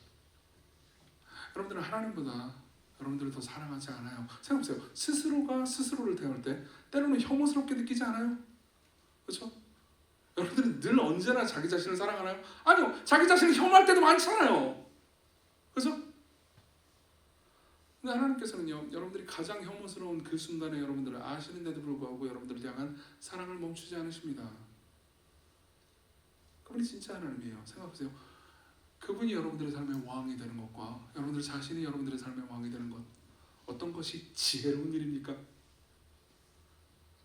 그리스도께로 오십시오. 여러분들이 예수 그리스도를 보고 그분의 영광 앞에 사로잡힐 때 여러분들은 같이 이렇게 고백할 수 있게 됩니다. 내 삶은 주의 것, 내 삶은 주의 것, 온전한 신뢰를 주께 드리네. 우리 같이 찬양할 겁니다.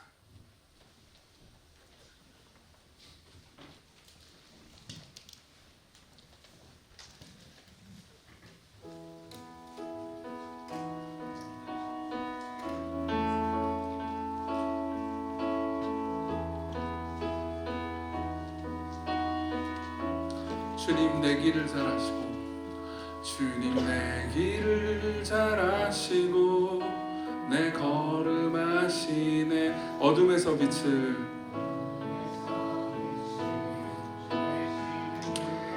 좀 이따 뜨면 하죠. 좀 더 쳐주세요. 이 노래 아세요? 근데? 처음 들었어요? 알아요? 이거 제 최애 노래거든요. 이거 부르다가 저 운 적도 되게 많아요. 왜 울었냐면 저는 제 삶이 주의 것이 되는 게 너무 싫어가지고 화를 내면서 부른 적도 있어요. 근데 이 노래 부르면서 하나님과 씨름하면서 제 마음을 제일 붙잡았던 거는 주 영광 바라보며 주만 따르네라는 부분이었거든요.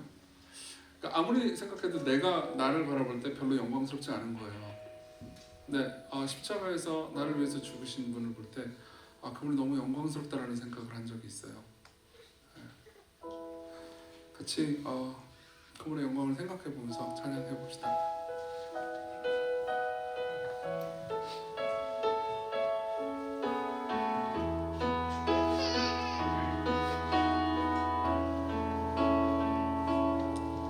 주님 내 길을 잘 아시고 내 걸음 아시네. 어둠에서 빛을 내시는 그분을 믿네.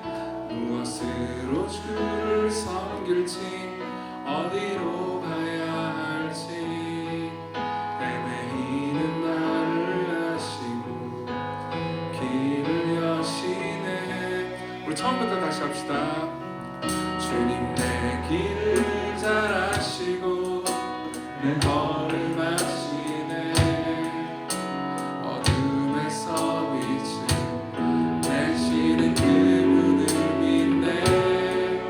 무엇으로 주를 섬길지 어디로 가야 할지 헤매이는 나를 아시고 길을 여시네. 내 삶은 주의 것, 내 삶은 주의 것, 내 삶은 주의 것. 온전한 신뢰를 주께 드리네. 보이지 않아도 믿음으로 걷네. 주 영광 바라보며 주만 따르네. 처음부터 다시 한 번만 합시다. 찬양하시고 내 걸음 하시네. 어둠에서 빛을 내시는 그분을 믿네. 무엇으로 주를 섬길지 어디로 가야 할지 헤매이는 나를 아시고 길을 여시네. 내 삶은 주의 것, 내 삶은 주의 것. 온전한 신뢰를 주께 드리네.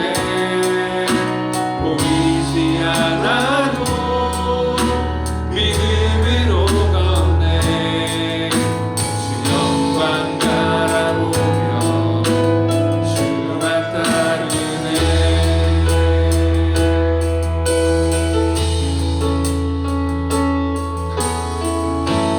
좁은 길을 따르라 승리의 주. 영원한 생명 되시네. 고난 중에 순종을 배워가며 고난 중에 순종을 배워가며 너의 모든 삶 맡겨드리나. 내 삶은 주의 것, 내 삶은 주의 것, 내 삶은 주의 것. 온전한 신뢰를 주께 드리네. 보이지 않아도 믿음으로 걷네. 주 영광 바라보며 주만 따르네. 네, 같이 우리 기도했으면 좋겠습니다.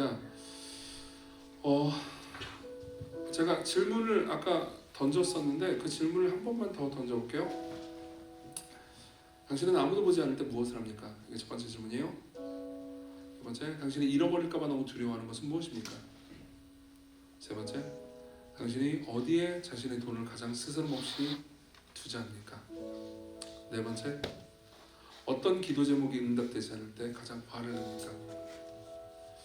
그래서 관계일 수도 있고요, 돈일 수도 있고요, 여러분의 커리어일 수도 있고요, 건강일 수도 있고요, 무엇이든지 될 수 있습니다.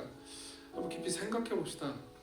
그리고 내가 무엇을 가장 소중히 여기는지, 그리고 여러분들이 소중히 여기는 그 무엇이 여러분들을 어떻게 했는지, 여러분들을 행복하게 했나요? 아니면 계속해서 조바심 나게 만들고 두렵게 만들고 슬프게 만들고 분노하게 만들었나요? 같이 우리 기도했으면 좋겠습니다. 하나님, 내 삶에 내 우상이 무엇인지 깨닫게 해주시고, 내가 살아계신 하나님 외에 다른 신을 섬기지 않게 해주십시오. 하나님만 섬길 때 내가 진짜로 행복해질 수 있다는 것, 내가 간절히 바라고 원하는 그 영원한 사랑을 누릴 수 있다는 것, 그리고 그 사랑 안에서 쉴 수 있다는 것을 배우게 하소서. 이 시간 당신의 영광을 만나게 해주시고 그 영광 안에서 우리가 안식할 수 있게 해주십시오. 우리 같이 간절히 기도하겠습니다.